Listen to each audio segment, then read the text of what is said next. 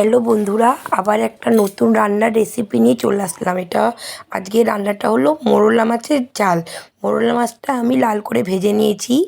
আলুটা কেটে তাকে জলে আলু ভাজার মতন কেটে জলে ভিজিয়ে ধুয়ে রেখেছি। আর একটা পাত্রের মধ্যে কিছুটা পেঁয়াজ আর কাঁচা লঙ্কা আর একটু রসুন কুচি করে কেটে রেখেছি। পেঁয়াজের ভাগটা এখানে বেশি করে দিতে লাগে, যেহেতু মাছের ঝাল হবে। তারপরে কড়াইতে আমি সাদা তেল দিয়ে তাতে কালো জিরা কাঁচা লঙ্কা ফোড়ন দিলাম।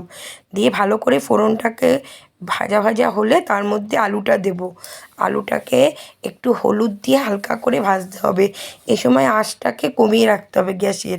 হালকা আঁচে লাল করে আলুটাকে ভেজে নেব। হালকা করে নাড়বো, বেশি নাড়লে ভেঙে যাবে।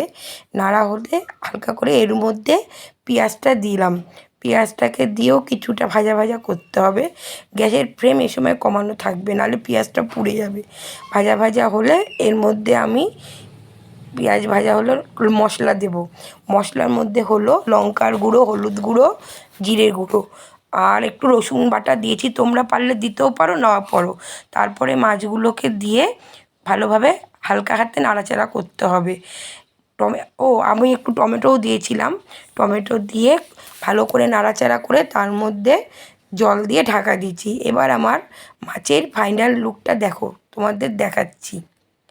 মোরলা মাছের ঝাল খেতে খুব ভালো হয়েছে, তোমরাও করতে পারো।